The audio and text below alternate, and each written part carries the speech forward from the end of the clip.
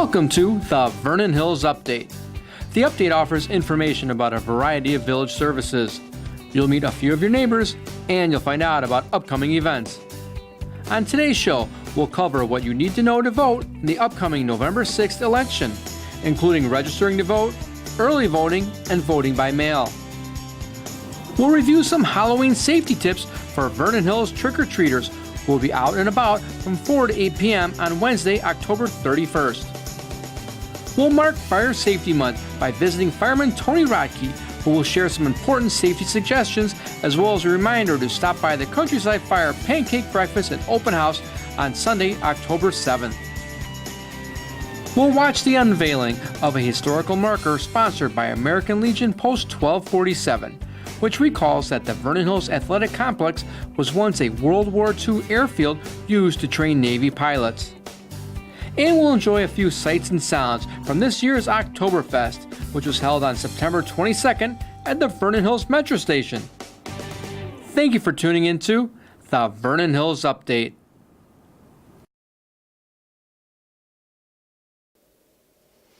We are here at the Village of Vernon Hills Village Hall, and we're in the newly configured meeting room space, which is also going to be the new polling place for a lot of the neighbors over here off Evergreen Drive. So that's one thing that's exciting. We're here in the new polling place, and we're here to talk about the November 6th general election.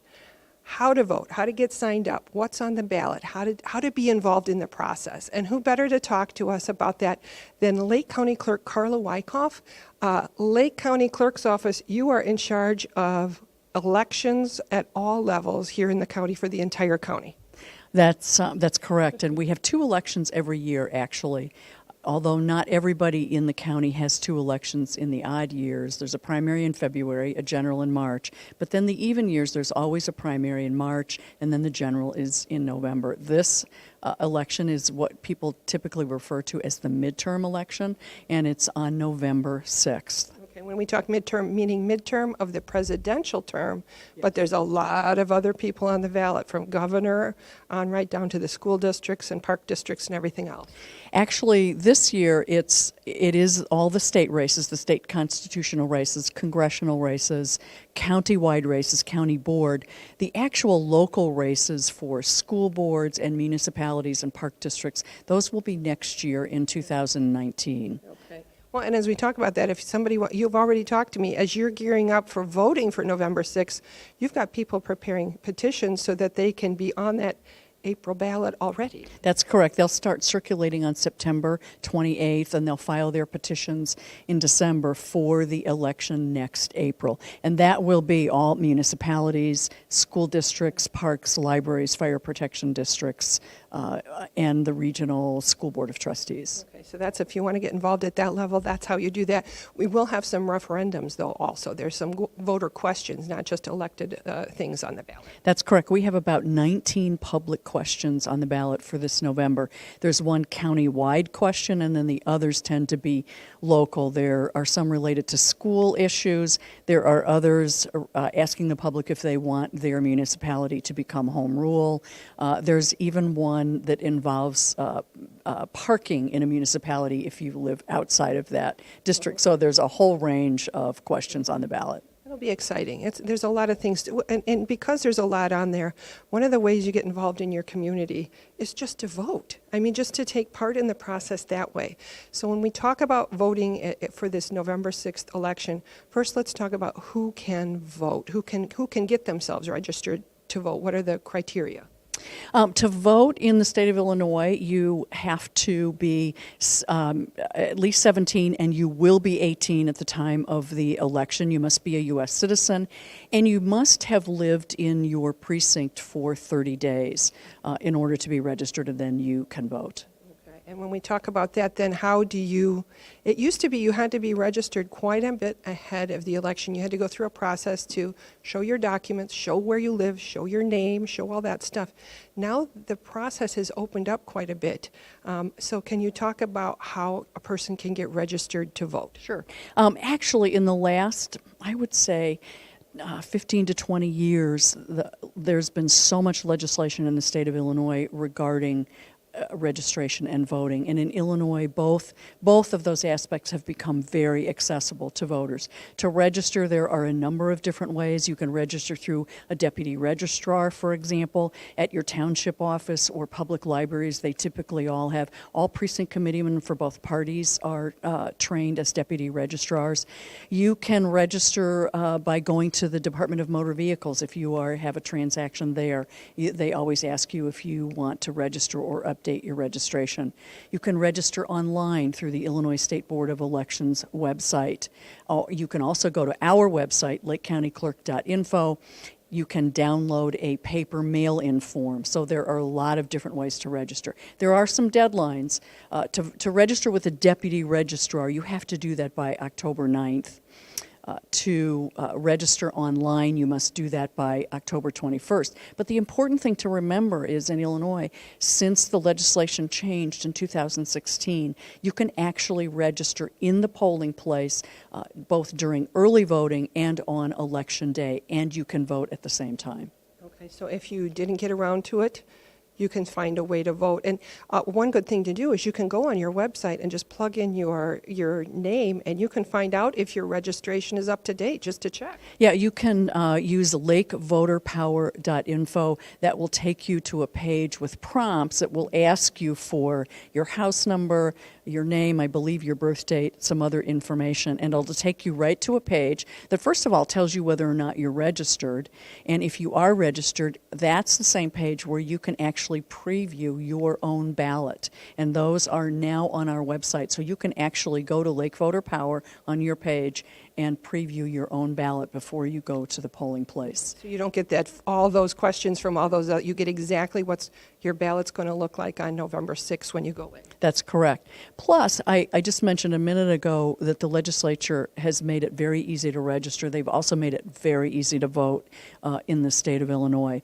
You can obviously vote on Election Day. It's November 6th from 6 a.m. to 7 p.m. We have 121 polling places throughout the county. On Election Day, you must vote in your own neighborhood polling place.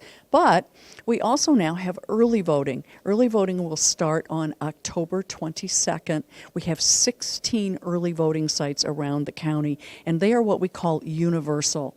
That legislation went into effect also in 2016. So you can go to any one of those 16 polling universal sites, no matter where you live in the county. We have special equipment to make sure that no matter what ballot style you get, we can create your ballot on demand. In addition to voting early, which that starts, I mentioned, October 22nd, there are 16 sites. 4 of those sites also have evening hours, and the early voting extends all the way through 7 p.m. on Monday night, the night before the election.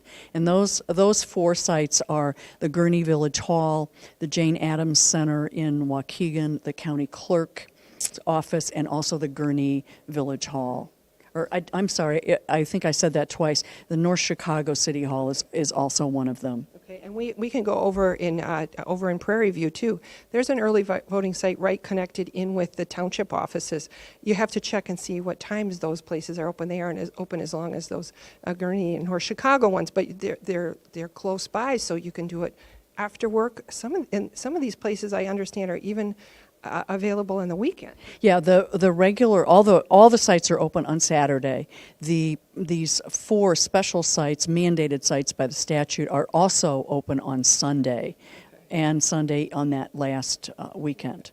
In addition to early voting, there's an even simpler way to vote. Anybody now can vote by mail. Years ago, if you wanted to vote absentee, if you were going to be out of town or you were in law enforcement or other reasons that were considered excusable, you could sign an attestation and get an absentee ballot. That law changed a number of years ago. Now anybody can vote by mail, and there are a lot of different ways you can do it. You can go, again, on our website, and you can download a paper application and send it in. We do have to have an application with your signature on it in order to send you a ballot. You can be part of our program where we automatically, you can sign up for it, we automatically send you an application.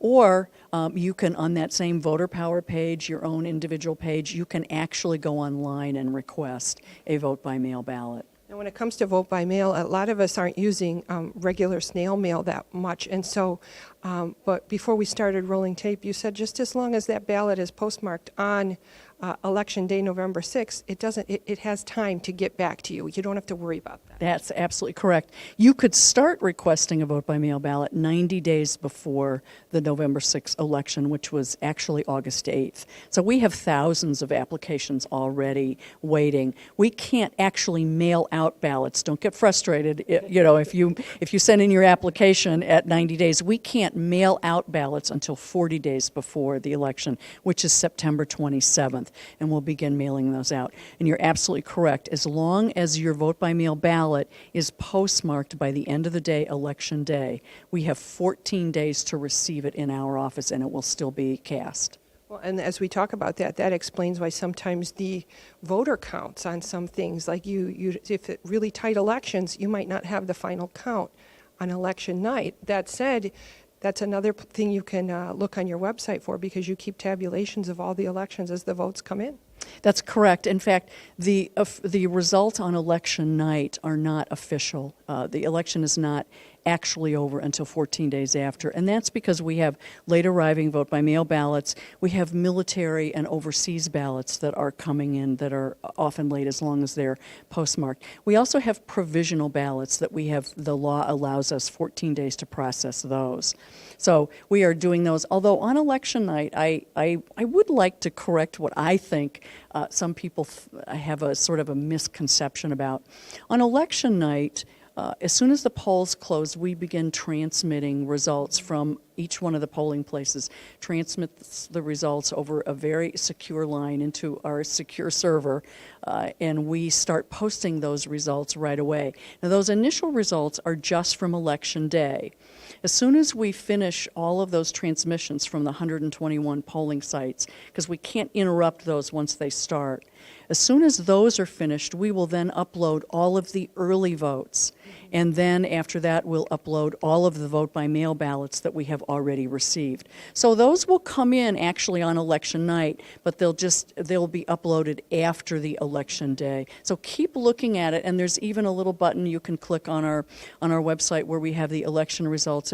It's a detailed button, and it will actually show you where the votes are coming from, either election day or by mail or early voting. It's really interesting. Actually, your website gives just about everything you need. I mean, it gives everything you need. It reminds you what you need to register, how to register, to look up your name and find your polling place and all that other stuff. That's huge, because I do think, too, sometimes you forget that you have to, even though you're in a particular neighborhood, your neighborhood might have a couple polling places. So on election day, you do have to kind of be aware of where you're going.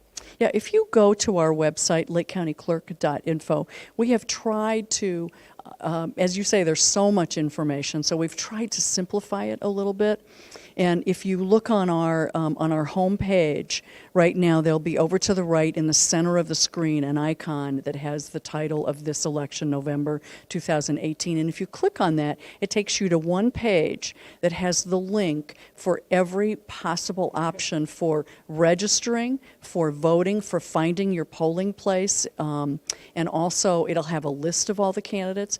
That's also where you can click on the Lake Voter Power and go to find your own ballot. I should mention, too, that if you do send in a vote-by-mail ballot, once you send it in, you can actually go back into your own page, and there's a button that allows you to track your ballot, so you can see whether or not we've actually received your ballot in the mail. That's comforting. That's a cool feature. And even if you request a vote-by-mail ballot and you're worried that it didn't get in, or some people change their mind. And they want to wait to watch all the news. There's so many developments even before the election. So they change their mind and they say, you know what, I want to go in and vote on Election Day after all. You can do that. Ideally, you could bring your vote-by-mail ballot and surrender it. You'll get a regular ballot. But there are other options for you if you did request a vote-by-mail ballot and you change your mind and you want to vote on Election Day. That's something you need to talk to the personnel there at your polling place. Yeah, exactly. They'll ask you questions, and they'll have options for you to be able to vote. And I just thought of one more thing when we talked about registration. I mean, we talked about registering, like if it's the first time you voted, if you're 17 or turning 18, and if you're a new citizen, if you've gotten to the district. But if you've just changed houses, even in your neighborhood, or if you've changed your name, say you got married, that's a big one too. You have to do an update. Yes, if you've got a name or address change or both, maybe a lot of people have both, you do need to update your registration. And again, all those deadlines that apply to registration are the update. But again, you can do it in the polling place on election night. And if you know that you want to do that, I suggest you bring identification, because to register to vote, you will need ID. If you don't have ID, or you forget it, or you get to the polling place and realize that you need it, you do have 7 days. You can vote a provisional ballot, and then you have 7 days to bring identification to our office, and then we'll be able to process that provisional ballot. Okay, so you could still vote. You're going to hold those off to the side, and then somebody has to get up to the office in Waukegan and show all the stuff they needed to make sure it's good to go. That's correct. Okay. So we talked about how voting is such an important thing we can do to educate ourselves and participate in this way. I know you've been very busy out and about talking to people about being election judges. Now, you're pretty squared away, you said, for election judges for this November election, but that's really something that it's an option for people to get involved in the community. Can you tell a little bit about election judges, what they do? I would love to. We are always recruiting judges. It takes about 1,700 election judges on election day to operate, to implement our elections. And these are really the people that are on the front line, and they're the team that really ensures that our elections are run in an orderly and legal fashion. We spend a lot of time training them. So we're always looking for some. We've done a lot of the training for November 6th, but if you're interested, please contact us. A lot of the township offices, for example, have election judge information cards. We'll even have election judge recruitment cards in the polling place on election day and also in early voting. But we need 1,700, a big cadre. One of the things that's really fun and interesting about election judges, in fact, I just came from a training session, there's an exemption in the statute that allows juniors and seniors in high school, regardless of their age, even though they're not old enough, because you do have to be a registered voter to be an election judge. But this exemption allows juniors and seniors in high school, if they have a B average, if they get permission from the principal, from the high school, and from their parents, they can serve as election judges. And they work right alongside the regular judges. We train them. In fact, for the November 2016 election, we had 285 high school students throughout the county that served as election judges. And even though we train them very hard for their junior and senior year, and they work, and then I'm sad because many of them go off, either move or go to college, but I do think it helps them get on a road with a lifelong habit of being involved in elections and being interested in voting. It's a tremendous habit. It's a patriotic habit. It's how we run our democracy. So, and you've got something in your hand too. We want to show people just to be watching in the mail, just as a kind of a little note card that people can refer to. Yeah, because the early voting has become so popular, let me throw in a little statistic here. For the presidential election in 2016, there were a total of about 309,000 ballots cast in Lake County, which was about a 70 to 71% turnout. 41% of those ballots were cast either early or by mail. So these are growing popular ways to vote. We are getting ready, and we will be mailing very shortly this postcard. It'll go to about 180,000 households across Lake County, and it's a list of all of the early voting sites, the locations, the hours, the days, because as you mentioned previously, they're a little bit different depending on whether it's a regular early voting site or a mandated site. So look for this postcard across Lake County. Well, and when we talk, you've mentioned it several times, but your website, if there's a variety of ways to get to it, but your website has all the information. You can sit there and study it and really answer all your questions. And if you can refer everybody to the website again, that'd be great. LakeCountyClerk.info. But please also feel free to call us 847-377-2400, and whatever question you have, whether it's vital records or tax extension or election or registration, we will find somebody to answer it. We place a very high priority on customer service. Thank you for taking the time to talk here today. Thank you to your staff who's getting ready for this big election, to all your election judges who sit there all day and make sure we can vote. And just one more reminder, the best thing you can do is to get involved, is to vote. So thanks very much. Thank you. I appreciate every opportunity to talk about voting and increased turnout, so thank you. Thank you.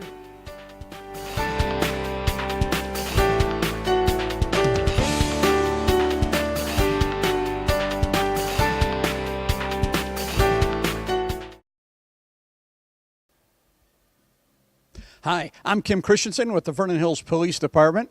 And I'm Commander Jim Levicki. Now today we're here to talk to you guys about some Halloween safety tips. First off, before we get going with the real tips, Halloween trick-or-treating in Vernon Hills, the designated trick-or-treat hours are on Wednesday, October 31st from 4 p.m. to 8 p.m. That is on Halloween Day itself from 4 p.m. to 8 p.m. First thing we'd like to share with you is parents, please, as much as possible, you should accompany very young children. Now, when it comes to children's costumes, light-colored, non-flammable costumes should be worn, and a flashlight should be carried of children if they will be out after dark.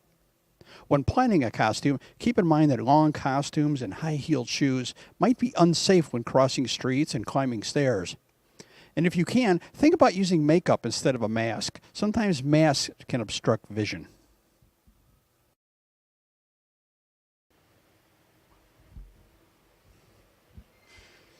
First off, parents, let's talk about some tips that we would really like you to share with your children before they go out trick-or-treating. Parents, please instruct your children to be courteous and respectful of the property of others. Instruct them not to accept any rides from strangers or older children not known to them or you. Also, make sure your children know not to enter any homes unless it is one of a relative or a known friend. Make sure to tell your children to stay on the sidewalk as much as possible and confine their trick-or-treating to your own immediate neighborhood. Walk, don't run from house to house. Children should always look out for traffic, and most importantly, urge them please to wait until they return home before eating any of their treats.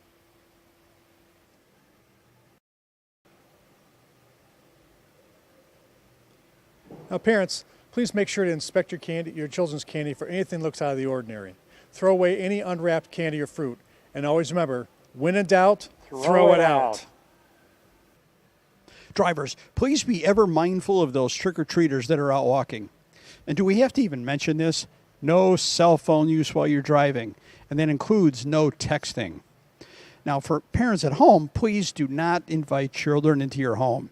And it would be wonderful if you could make sure that your porch light and or your driveway light is on to make it easier for the children to see.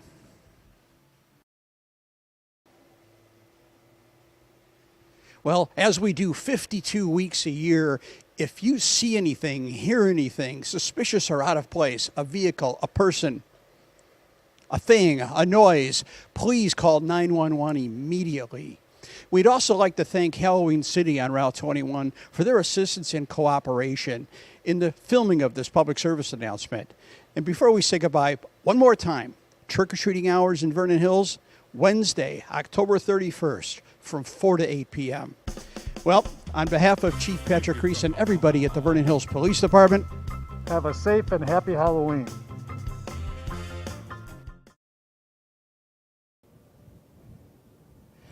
October is Fire Prevention Month, so we're here with Fireman Tony of Countryside Fire to talk about some things related to that. And one of them is the fact that during October is when you always invite everybody over to Countryside Fire on Deer Path Road. Yes, that's right. The first Sunday in October, October 7th, is our open house pancake breakfast. 8 a.m. till noon. So I hope you can make it over with the family, eat some pancakes, check out the guys and the girls at the fire station, see our equipment, and have some fun. We're going to have some great family activities. Well, and it's $15 for a family to eat, and you can eat all you can hold, and it all goes to a good cause. Absolutely. We donate to a lot of charities in the area. Well, and let's talk about that too, because it happens at the beginning of October every year for that Fire Prevention Month. So if you've missed it this year, if you're watching this after this happens, just remember the beginning of October. It's the time to come and have pancakes. This October and every October, Fire Prevention Week, the National Fire Protection Association is promoting fire safety. Okay, let's talk about fire safety a little. And one of the ways that you prevent fires is to make sure they never happen through education. And you are out in the schools. I think it's surprising how far and wide you go. Can you explain to people how many schools you're in? Yes, we have 15 schools, a high school, 5 middle schools, and 9 elementary schools. And coincidentally, I'm here today for Hawthorne Middle North School for the 6th grade science classes. We're showing them the effectiveness of fire sprinklers and smoke alarms in action. So that's just one of the lessons you take around to the different schools. Depending on you have different curriculum for different age groups, but it's more than Vernon Hills. I mean, we know you've got the fire station here in Vernon Hills, but you are Fremont, you're all over. Yes, we have 5 different school districts, and there is a specific educational program for each grade level, starting in the kindergarten through 12th grade at the high school. So that's how you do fire protection. You stop the fires from ever starting by educating the young guys that remember all this stuff to do things right. We're reaching out to the students twice a year in their schools, in their classrooms, and hopefully we're reaching that secondary audience, mom and dad and grandma, grandpa, and all the adults at home, that the children actually get excited and promote fire safety to the families. So the fire safety message today, you're talking with these kids here as we're taping about the power of sprinkler systems, in-home sprinkler systems. Now that's something that's happening now in Vernon Hills with new construction. It's always been in our commercial, but now new construction homes. And explain why that's so important. It's very important because fire sprinklers stop the fire in their tracks, and that's what the students are seeing. Typically, it's reaching 155 degrees Fahrenheit in less than 30 seconds. With fire sprinklers, the water is being put on the fire immediately, not 10 minutes later by the time the fire department gets there, sets up, and gets in a house to put water on a fire. The fire sprinklers are getting water on the fire immediately. So yes, the fire sprinkler ordinance here in Vernon Hills is hopefully going to be spreading throughout the state of Illinois and the rest of the country for that matter. And that's a benefit to our community and benefit to the families who live in those homes. I know a lot of people get nervous about fire sprinklers. They think, oh, the water, I'm going to burn the bacon in the kitchen and the whole house is going to have water on it. But you've explained that to me. That's just not how it is. That is a myth. It's only the fire sprinklers that are heat activated that are going to discharge water. It is a myth that all the fire sprinklers go off in the home. That's only in the movies. And it's not that much water. No, it's about 15 gallons a minute. So in comparison, okay, as I mentioned to the kids, that's 3 buckets of water. We can mop that up. But if we have to come in with our fire hoses, we're putting 250 gallons of water a minute on a fire. That's about 50 gallons a bucket. That's not a mess. That's a disaster. That is a disaster. And explain, too, because I remember back in the day they'd say, oh, it takes several minutes for a fire to get going. Nowadays, they are like, boom, everything's on fire. Well, it's just due to the materials that we have in our house, all the fuel sources, as the children are learning about the fire triangle. Fuel is everywhere, anything made out of wood, paper, plastic. And we have lots of it everywhere in our house. And those synthetic materials burn hotter, burn faster, and they're easier to catch on fire as well. It's a different home we live in today. Absolutely, compared to what we call the legacy homes, which was 40 years ago. Well, so we've just talked about fires and fire sprinklers and how helpful they are. So if you were building or retrofitting a house, it's really something to think about, and it's something required now in Vernon Hills.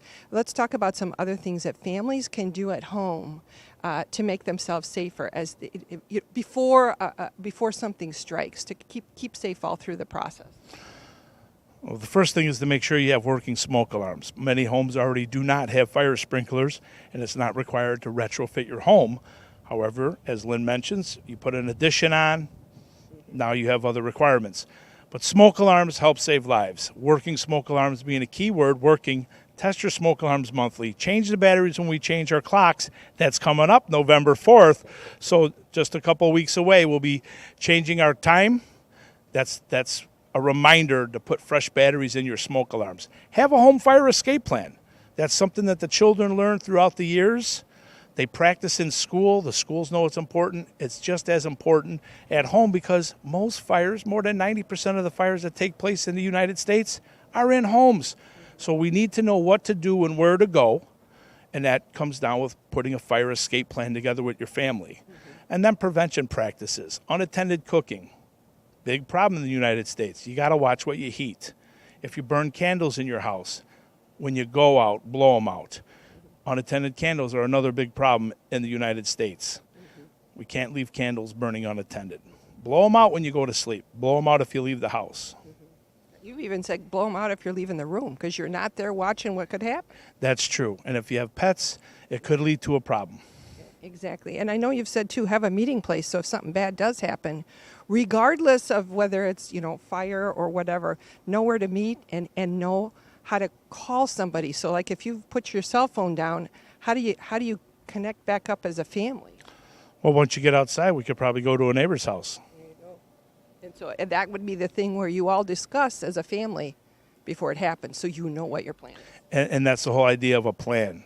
And we have all these different plans in place, particularly at the school. The kids learn about, tornadoes and now fire escape plans. So at home, it's just as important. Put a plan together, practice it, so we know what to do and where to go. And it's kind of fun to practice it, and it helps that muscle memory. I know my kids always loved practicing the fire escape plan because sometimes it involved taking out windows just to see if we could. So. Well, we don't want you to take out a window. However, it's not just fun. It only takes a short time, a few minutes, and we're finished. We learned that from Countryside Fire. Coming home from school, we started doing that stuff. So there's more information. Of course, you're always available, just as you're teaching the kids. You're available to talk to parents. You're available to talk to anybody. And you've got information online, too. Yes, at our our countrysidefire.com website has that type of information. And I just want to remind the junior high, the middle school students, and the high school students out there, we have that video program going on. You make a fire safety video. All the rules are on our website by December 14th, 2018, and submit it to me. You can win some great prizes. Well, I was going to say, I heard you talking to these kids here, and you said a 30-second video could win you $500. That's right, and that's a separate contest for the middle schoolers and the high school. So it's kind of it's a good message to get out. It's good for us to watch all those videos afterward, and it's a kind of a good investment for these kids for some time. Absolutely, you're wanting to go off to college. It's a little cash, is right. There you go. Excellent. Well, thank you for taking the time. Thank you for always being here to educate the kids and all of us, and then taking care of us when something goes bad. And let's remind people, if we think something might be a little off, if we think we might have a problem starting, you guys want to know right away. If you're in doubt, call it out, 911. If you're thinking, gosh, should I call 911? The answer is yes. Give us a call, 911. We'll come help you out. Thank you. Thanks for taking the time, and best wishes for October Fire Safety Month. Thank you, and we hope to see you at the open house.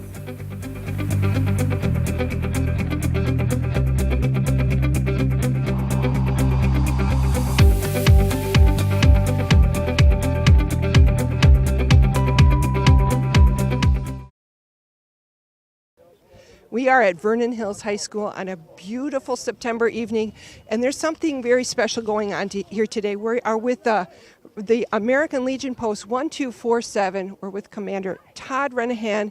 We're with Post Adjutant, am I saying that correctly?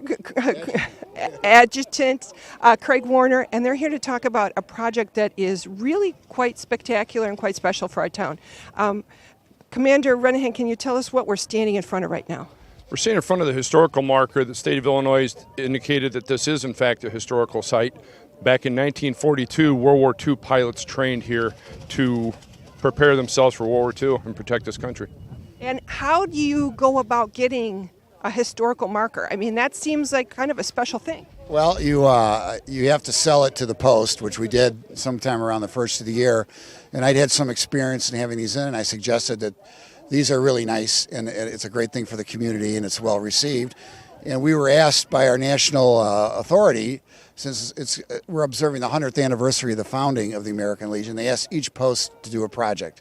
So this is our project, so. This is a great project. So then, and you said you have experience, so because I understand, just as a little aside, you have a special title out of Kentucky from your work with history. Well, I have a Daniel Boone relative, or Daniel Boone type character in my family's history, and he's even more spectacular. And we put a historical marker down there. And because of the work my daughter and I did on researching the Kentucky history, we were both commissioned simultaneously as Kentucky colonels. So to my work friends and my close friends, I really should be referred to as the Honorable Craig Warner. We'll have to keep that. We'll have to keep that in mind. So we are among some very high-ranking individuals here tonight. That's good to know. That's good to know. Well, let's talk about not only is this project important, but it's here at the high school. So to me, I mean, this was the site, but this placement is kind of spectacular because it's right as you come over from the high school. To me, that speaks volumes to what you're trying to do here. Absolutely, that was the most important part. Is that we could put where the runways were. We could put this marker at the X, but it wouldn't be in plain sight. So we want to make sure that not just the students that saw this to realize that they are at a bigger place than they might have ever imagined, but also their parents to have some reflection that maybe their grandparents were in World War II, or they had a relative that was involved, so that everybody, whether you're a home team, the parents, the students, or the visitors, would be able to see this marker. Very visible. Everybody should come over and take a look, come over and read it. And when we talk, too, about the American Legion and what you all have done for our nation, we salute you, we thank you, and you have room for more people, more veterans out there. Yeah, so if you're a veteran and not a member of our American Legion post, we cordially order you to get over here and join, so you can be a part of things like this. Yeah. And when we talk about you meet every once in a while, or what happens? We meet about every other month. We meet at the Countryside Fire Station. There's about 15 of us that get together. As you can see, I'm probably one of the younger soldiers in the post, but we get together every other month. We get involved with the 4th of July parade. We carry the flag, so if you can walk a mile and a half, you can join our Legion. And then at the same time, we do the Memorial Day ceremonies. We have 3 different cemeteries that we attend to, carry the flag for that, render salutes. And then we also have the bingo tent at Vernon Hills Village Days in the summer as well. You guys are kind of just always around town. You guys are the guys that are everywhere if there's something going on in town. Well, we like to get involved. We grew quite a bit this year, so I think we're going to get more involved in other things. So, and if somebody wants to find out more, how do they find out about you guys and what they can do? Best way would be to call me directly. My cell phone is area code 224-420-0163. That's 224-420-0163. Okay, so anybody out there, this is an important group, and it's a group where you have a lot of great camaraderie. You do a lot for our community. Thank you for that. Thank you for your service, and thank you for this really special marker. Thanks for letting us be a part of that. I wanted to add one other comment that Todd's daughter is graduated this year from Vernon Hills High School, and she was 17 when she enlisted, and she just passed basic training. So there's a private Renahan out there that someday will be a member of our Legion post. So well, just you grow them where you got to grow them, I guess. That's right. Do what you got to do for the team. Well, thank you all. We appreciate what you're doing here, and remember, if you want to find out more, find out about what's going on here, because this is a really important group. Thank you for all you do around town. Thank you for all you've done for your service. Thank you. Thank you.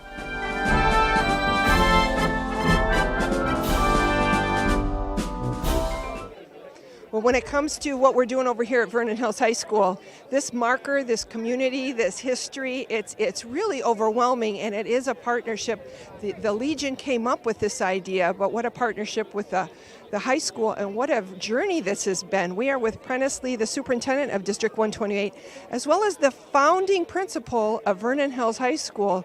And you all have seen a lot happen in these years. Yes. It actually was a wonderful project, and the cooperation with the village and the high school was unbelievable. I'd spent 1 year before the school was built working on all the plans and putting everything together, and this was one project. We had on the site, we had an 18-acre site for a school, but we needed an athletic field. And when all this was worked out, Congressman Porter had worked out all kinds of things to move the VORTAC. Congressman Kirk followed up with that. And then as a district, we were under an obligation to the Army to do some development and planning on this field over the next 30 years. Well, this is beyond our wildest dreams. The first iteration of the football field was literally pouring some grass seed over an old concrete field and making it a football field and calling that our field. And I said, no, we'll put all our money into the high school. We'll have the best classrooms we can possibly have, and then we'll come up with the money as we go along to build the wonderful stadium. And I had a wonderful athletic director, Al Janulis, and Al really literally demanded that the track be called what's called a broken back track. So this is one of the only broken back tracks in Illinois. And it means that the curves are not really tight around the football field, but it's large enough that you can put a full-size soccer field inside of it. And also when you run the races, you don't have to make a real sharp turn on the run. But as a Nike site, let's go back to the real purpose of this. I'm really proud of what we were able to do with the Army and the Navy at that time, and architects from all the different architect companies and engineers who really put a great effort in putting this through. The road to the west, working with Stevenson, working with District 102, I think it was, or 103, working with them to make sure that everything came together. And we spent hours planning and putting it together and making sure that it would all work.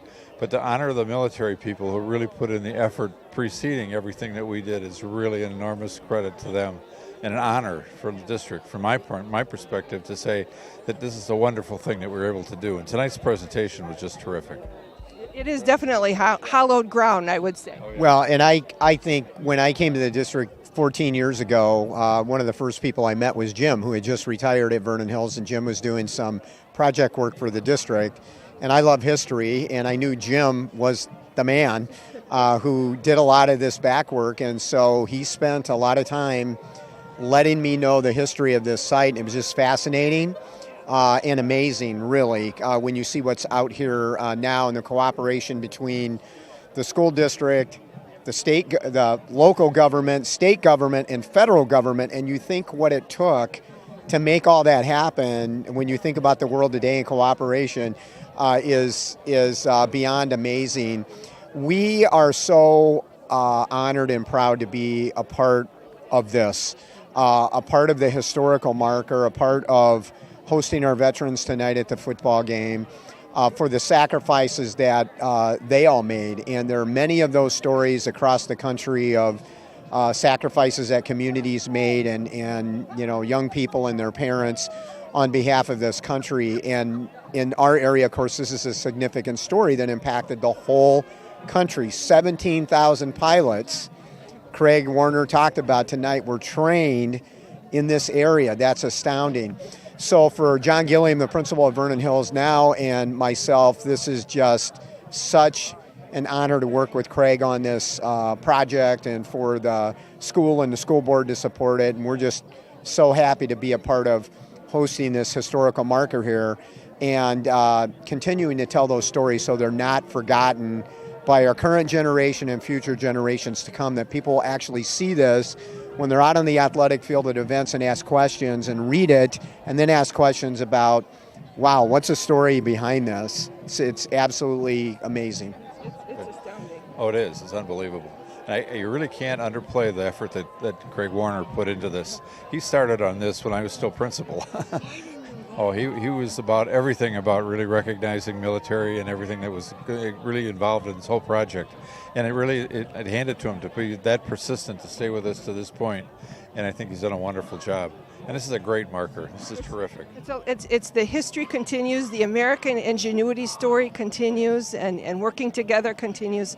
Thank you. Cooperation was great. Cooperation was unbelievable between the village, the school, everybody. And, like I said, Congress, everybody. Even Senator Link was also involved in this, too.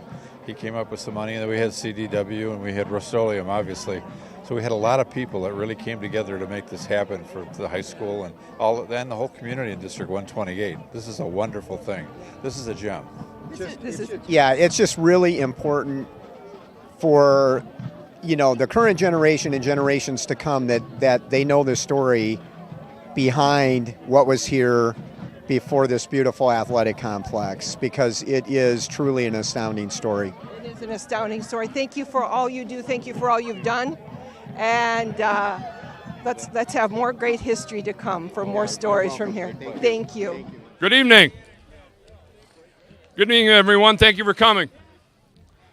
My name is Todd Renahan. I'm the post commander of American Legion Post 1247. We thank you for attending this historic event tonight. The National American Legion turns 100 years old next year. They've asked all the chapters across the country to honor that event appropriately. In the national bylaws, Article 3 states that we should preserve the memories of the incidents of the 2 world wars and other great hostilities that have upheld democracy. Tonight we'll honor that commitment. First, let me thank the following. From District 128, Pat Grudy, Board President. Prentice Lee, Superintendent. John Gilliam, Principal. Gerald O'Connor. From the Village of Vernon Hills, Roger Byrne, the Village President, and his wife Kathy for her tireless proofreading. Mark Fleischauer, Village Manager. Dave Brown and crew for their installation crew. Will Rockwell for creating the maps. The State Historical Society, Dave Webster, Executive Director. Mary Lou Johnsrud, Office Manager. We'd also like to thank, who's also in attendance, Captain Ray Leung from the Great Lakes Naval Station, as well as Andrew Tangent, Superintendent of Veterans Assistance Commission of Lake County. I'd like to ask Mayor Roger Byrne to say a few words.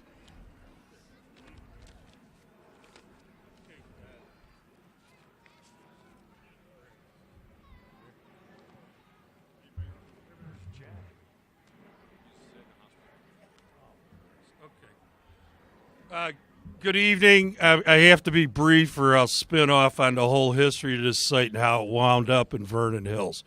So trying to be as quick as I can to get the man of the hour up here. I'd like to thank Todd Renahan. He's the commander. John Taylor. He's the senior, vice commander? Okay.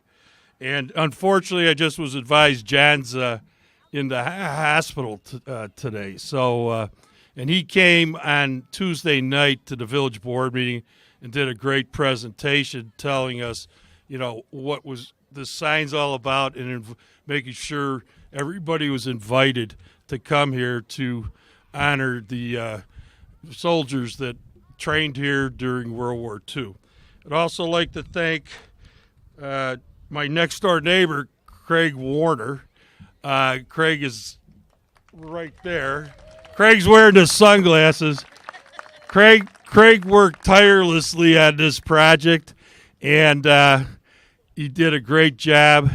And as he said, the proof reader was my wife, Kathy. But they spent some quality time together in the backyard. So, congratulations, guys. This is a great project for the village. Thank you very much. 76 years ago, the scenery here was completely different. Instead of footballs flying through the air, you could watch countless Avengers, Corsairs, Wildcats, and Hellcats, and other naval combat aircraft, which filled the skies, literally. Where our football field now stands, young Americans trained for war. If you had to pick a spot in the United States to tell a story about where a massive naval aviator training program took place, I think Vernon Hills would be the last place I'd come up with, but it happened. Would you pick Vernon Hills? Well, that's exactly what the Navy did. And the Navy was lucky in that the year prior to Pearl Harbor, a man stationed here in the Midwest, Captain Francis Whitehead, envisioned our training needs in the event of war. He drew up plans to start aircraft carrier qualification training on Lake Michigan. He knew that if we used fleet carriers on the ocean for training, enemy submarines could attack them. This would constrain the number of pilots and the time needed to train them. No such threat existed in Lake Michigan. Therefore, using Lake Michigan enabled the Navy to train many more pilots, train them quickly and without the risk of enemy interference. So right here at Rust-Oleum Field stood a Navy airfield whose mission was to prepare pilots to land on carriers. And if you mind you, the carriers in Lake Michigan were only 500 feet long. and their landing areas were even smaller. It should be apparent that before attempting to land on a moving ship that's pitching, a pilot should be very well schooled on the procedures of landing and taking off on an aircraft. So work began quickly. First, the training program was needed at headquarters, so they picked Naval Air Station Glenview, 9 miles south of here. Here, planes could be stored, students housed, administration be set up, and ground school training could be accomplished. Secondly, we needed aircraft carriers. Aircraft carriers in Lake Michigan. It took me a while to really understand that one. So in August 1942, 9 months after Pearl Harbor, the first Navy plane to land on a side-wheel-powered steamship in Lake Michigan occurred. And 1 month later, in September, the first pilot in this training program was certified. From then on, the program grew and grew. The war did not allow the luxury of time. Pilots were needed now. So this is how the training program went. Day one, training for first of all, a student would report to Naval Air Station Glenview. There they would receive ground school training and be briefed on what to experience in the program. After ground school was completed, the next day, the pilots were already qualified in their combat aircraft. They would fly to a bounce field, and our field here is referred to a bounce field. Originally, there were 3 of them, O'Hare, one in Elgin, and here, but they needed a dedicated airfield, so this became the main airfield, and the other ones were not used. The third day was the actual landing on the aircraft carriers. So they would take off from Glenview. If you're familiar with the shoreline of Wilmette, there's a place there called the Baha'i Temple, very easy to see. Planes would enter a visual holding pattern of the Baha'i Temple and wait for clearance to come out and land on one of the 2 ships. Training was quick and to the point. Immediately upon graduation, the pilots would leave Glenview and report to their duty assignment. This training program was highly successful. It trained 17,820 pilots. One of those graduates was a future president of the United States, George H.W. Bush, and at the time he was the youngest pilot in the Navy at the ripe old age of 18. Any 18-year-olds out in the band? 17-year-olds? All right, well, just think of what these guys had to go through. So, a pivotal advantage over the Axis powers was due in large part to the pilot training that was accomplished on this site. At the beginning of the war, we had 7 carriers. By the end of the war, we'd built 99. Our formidable enemies were overwhelmed, and they were unable to cope with their combat losses and the quantity and quality of our fighting forces. So our story here tonight is more than just about a successful training program. It's a continuing story of how Americans have always fought for our freedom and the freedom of others, and how we will continue to do so. Veterans since the beginning of our country and those who serve today considered it a duty, privilege, and an honor to serve our country. Post 1247 hopes you enjoy this gift to the community. We hope that you read the sign and you will have increased pride in your village's history. We hope you are inspired by those that trained here and later fought for our country. And we hope that this marker will be a constant reminder, especially to you students, who will soon take their place as citizens of this great nation.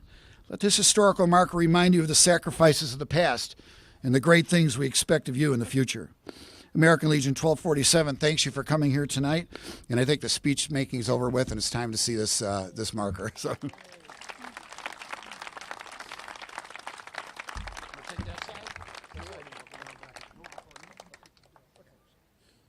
Are we ready? Let's see this marker, gentlemen.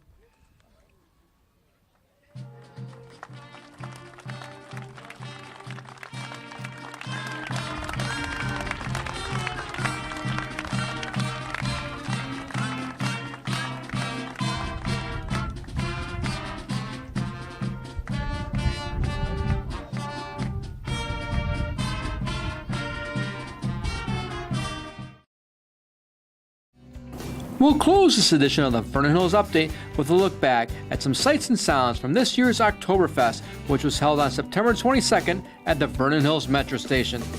And thank you for tuning in to the Vernon Hills Update.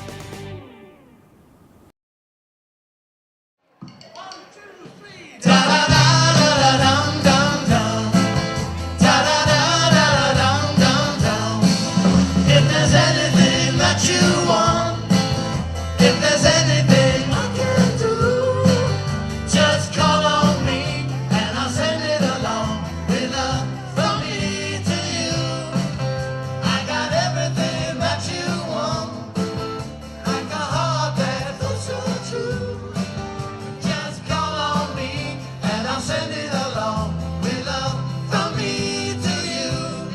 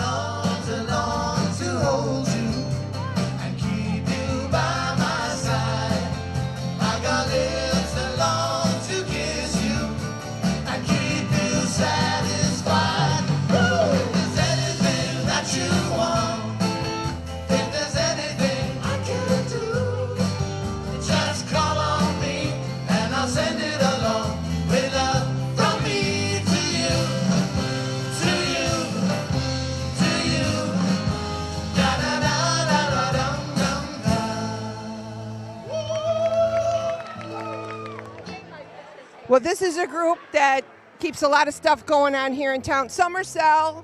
How many years you been doing this? 23. 23. Matt. Since I retired from the village, I'd have to say it was close to 16 years of summer sale. Well, I've worked for the village 22, so it's got to be at least 22. Who could do the 24. Who could do the math? How many is that if you add it all up? A lot. I think it's 1,000. 50 years of volunteering right here. Well, thank you all. I did 28. 28? You're the winner. Ding, ding, ding, ding, ding, ding, ding. Winner or the loser? I don't know. No, did I say that? No. She's a winner. Let me tell you one thing, though. One thing that brings everybody back here, again, some of us have gone on to other careers and stuff, same career, different town. But this family here has been historic. Their children are part of this, and they have carried this on. And you know what's really nice is this town really enjoys more volunteers. Be part of it, because this is what it's created over years of friendship, but more importantly, something that matters to the community. And if somebody wants to volunteer, you're always looking for volunteers. Always looking for summer celebration volunteers. Yes.